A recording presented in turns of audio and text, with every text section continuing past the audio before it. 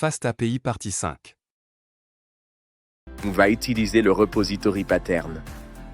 L'idée est d'isoler la logique de base de données dans une classe dédiée. Voici notre user repository.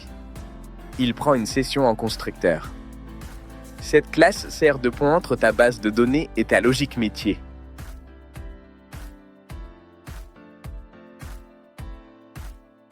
C'est ici qu'on va coder notre TRUD. Si demain on change de base de données, on modifie seulement ce fichier, pas tout le reste de l'application. C'est ça un CRUD centralisé. Ici on reprend avec la classe userRepository. On définit les méthodes create, read, update, delete.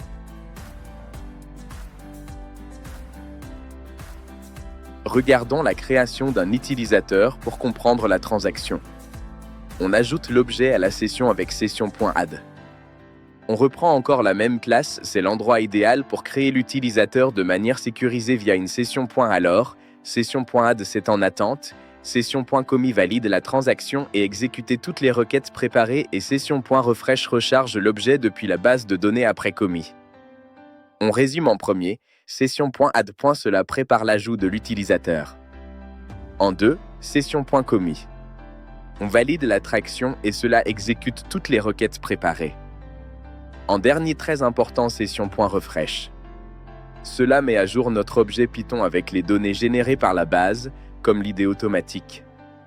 On applique la même logique pour la lecture avec session.exec, la mise à jour et la suppression. Tout est centralisé, propre et typé. Voici un exemple session.exec et dans le fichier on voit son utilisation pour chercher un utilisateur, lire tous les utilisateurs. Et voilà! Vous avez maintenant une couche de données solide, sécurisée et découplée de votre logique métier. Dans la prochaine partie, on va brancher tout ça sur nos routes API et gérer l'injection de dépendances. Le code complet est en description. À vous de jouer!